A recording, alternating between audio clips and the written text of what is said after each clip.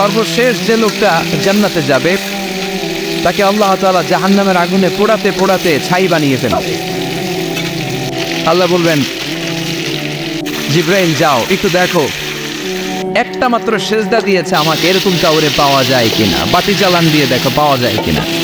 খুঁজে খুঁজে কাউরে পাবে না। আল্লাহ বললেন আবার দেখো, খুঁজে খুঁজে একজনকে পাবে, সামান্য ইমানের ছিটে ফোঁটা তার অন্তরে ছিল। আল্লাহ বলবেন যেহেতু ছিটে ফোঁটা আছে, অনেক মায়ের খেয়েছে, ওকে বের করে জাহান্নাম থেকে বের করে একটা নির্ধারিত দূরত্বে রেখে দাও।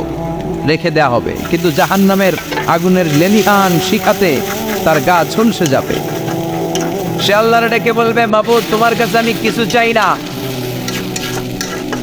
জাহান্নাম থেকে তুমি আমাকে বের করেছো, জীবন নদীর পানি তুমি আমার গায়ের মধ্যে ঢেলে দিয়েছো, আমি আবার সজীবতা ফিরে পেয়েছি, আমি তোমার কাছে জান্নাত চাই না, শুধু নিরাপদ একটা দূরত্বে আমাকে রেখে আসো, যাতে জাহান্নামের আগুন আমারে কষ্ট দিতে না পারে। আল্লাহ আমি কিন্তু তোমার কাছে জান্নাত চাই না। কি চাই না? কি চাই না? জান্নাত চাই না, কিন্তু জাহান্নামের আগুন আমারে কষ্ট দিচ্ছে, এতটা দূরত্বে রাখো যাতে জাহান্নামের আগুন আমার গায়ে না লাগে।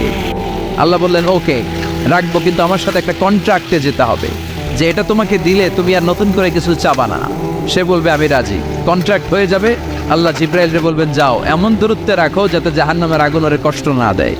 রেখে আসা হবে, অনেক দিন সে ওখানে আনন্দে থাকবে, আল্লাহ শুকরিয়া করবে, সে মনে মনে বলবে